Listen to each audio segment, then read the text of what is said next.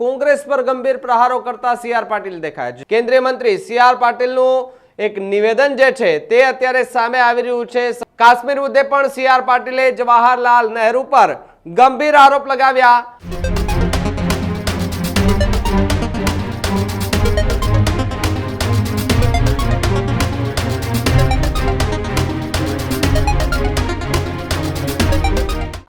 સમાચારોમાં આગળ વાત કેન્દ્રીય મંત્રી સીઆર પાટીલનું એક નિવેદન જે છે તે હાલ સોશિયલ મીડિયા પર વાયરલ થઈ રહ્યું છે. સરદાર વલ્લભભાઈ પટેલનું નામ લઈ અને કોંગ્રેસ પર ગંભીર પ્રહારો કરતા સીઆર પાટીલ દેખાયા. જી હા, કેન્દ્રીય મંત્રી સીઆર પાટીલનું એક નિવેદન જે છે તે અત્યારે સામે આવી રહ્યું છે. સરદાર પટેલનું નામ લઈ અને કોંગ્રેસ પર નિશાન સાધ્યું છે. નવસારીમાં યુનિટી માર્ચ દરમિયાન સીઆર પાટીલે નિવેદન આપ્યું. સરદાર પટેલને યાદ કરતા પાટીલે કોંગ્રેસ પર નિશાન સાધ્યું છે. કાશ્મીર મુદ્દે પણ સીઆર પાટીલે જવાહરલાલ નહેરુ પર ગંભીર આરોપ લગાવ્યા. તો સાથે જ સરદાર વલ્લભભાઈ પટેલે 24 કલાકમાં 562 રજવાડા એક કર્યા હોવાની વાત પાટીલે કરી. જમ્મુ કાશ્મીરની જવાબદારી નહેરુએ લીધી હોવાની વાત એ સીઆર પાટીલે કરી હતી. અને સાથે જ સરદાર વલ્લભભાઈ પટેલ પાસે જવાબદારી હોત તો સંપૂર્ણ કાશ્મીર ભારતનો ભાગ આજે હોત તેવી વાત પાટીલે કરી છે. સરદાર પટેલના અંતિમ સંસ્કાર માટે કોંગ્રેસે દિલ્હી જગ્યા ન આપી હોવાનો આરોપ લગાવ્યો. કેન્દ્રીય મંત્રી સીઆર પાટીલનું સૌથી મોટું નિવેદન જે છે તે અત્યારે સામે આવી રહ્યું છે.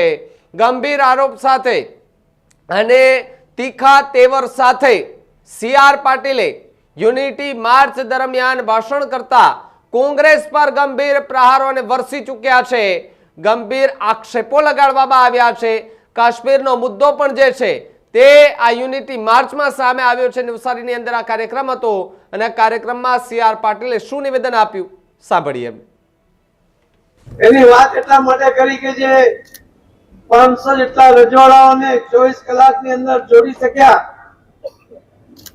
પણ પંડિત જવાહરલાલ નહેરુજી જમ્મુ કાશ્મીરને જોડી નહીં શક્યા.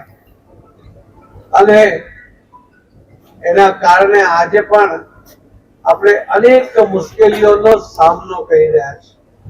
જ્યારે એમના અવસાન પછી દિલ્હીમાં પણ એમના અંતિમ વિધિ માટે જગ્યા આપવામાં નહોતી આવી.